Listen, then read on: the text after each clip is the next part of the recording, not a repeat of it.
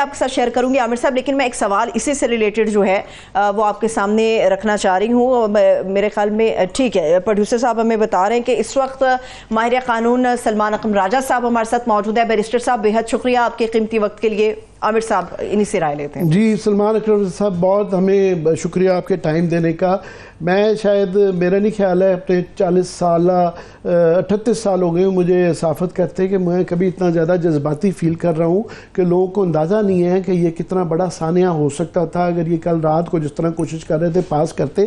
ذرا میں چاہوں گا ایک اوورآل آپ بتائیں کہ یہ اس کے متعلق یہ سارا پیکیج ہے یہ کیوں ہے، کیا ہے؟ دیکھیے سارا پیکج جو ہے یہ آئین پاکستان کو پامال کرنے کی کوشش ہے.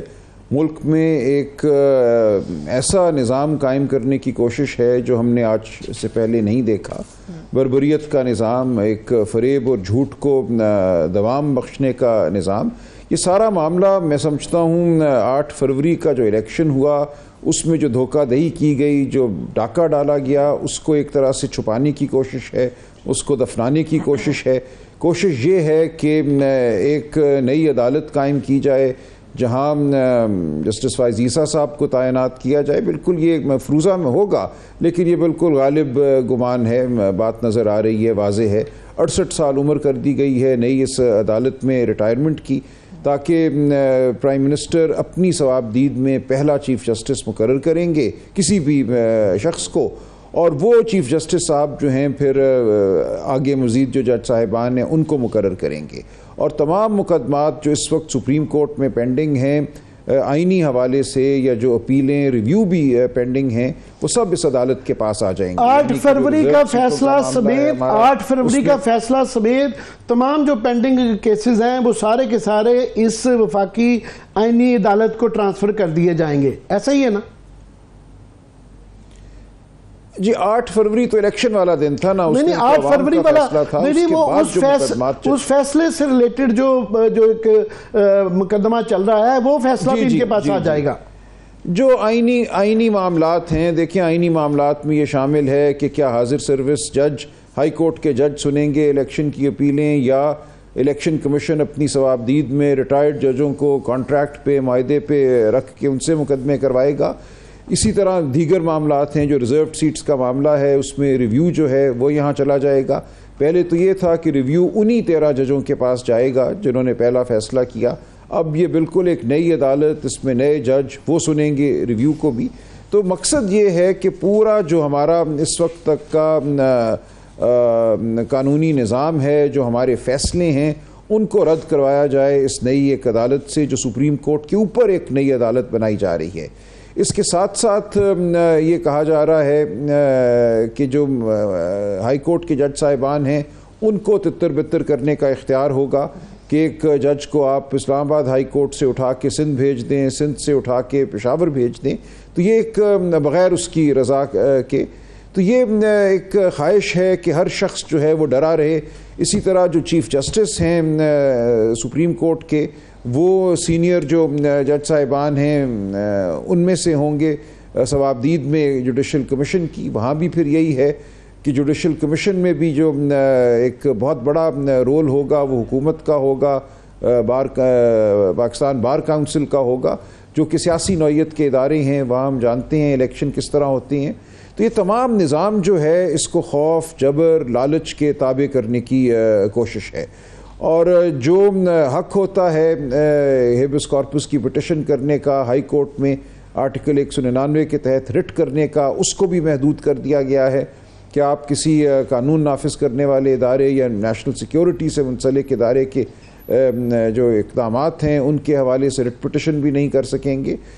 جو فوجی عدالتوں کا نظام ہے اس کو مزید تقویت دینے کی یہاں کوشش ہے. آئین کے آرٹیکل 8 کو تبدیل کیا جا رہا ہے کہ سویلینز کا ٹرائل جو ہے بالکل بے لاگ وہ ہو سکے ملٹری عدالتوں میں، جہاں پہ نہ کوئی نظام ہوتا ہے. دیکھیں ہمارا بڑا بنیادی اصول ہے کہ جج جو ہے وہ آزاد ہونا چاہیے. اس کا مقصد یہی ہے کہ پی ٹی آئی کے خلاف مقدمہ قائم کیا جائے, پی ٹی آئی کو بین کرایا جائے. اس نئی عدالت سے یہ بھی لکھ دیا گیا ہے کہ اگر کوئی سیاسی جماعت جو ہے اس کو کہا جاتا ہے کہ ملک کے خلاف کام کر رہی ہے تو اس کا معاملہ ریفرنس جو ہے وہ بھی اس نئی عدالت میں جائے گی, جو جیسا کہ میں نے عرض کیا پرائم منسٹر کی ایک طرح سے ساختہ عدالت ہوگی.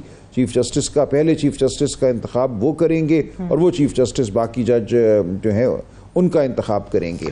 اس طرح ایک اور چیز راجہ صاحب خان صاحب ہیں, ایک اور جو اس کے اندر چیز جس میں چاہوں گا کہ آپ روشنی ڈالیں, وہ یہ کہ پہلے یہ پارلیمنٹ کے اوپر تھا کہ وہاں پہ ہائر جوڈیشری کے اوپر پارلیمنٹ کے اندر جو ہے اٹیک نہیں کیا جا سکتا تھا, ان کے اوپر بیجا تنقید نہیں کی جا سکتی.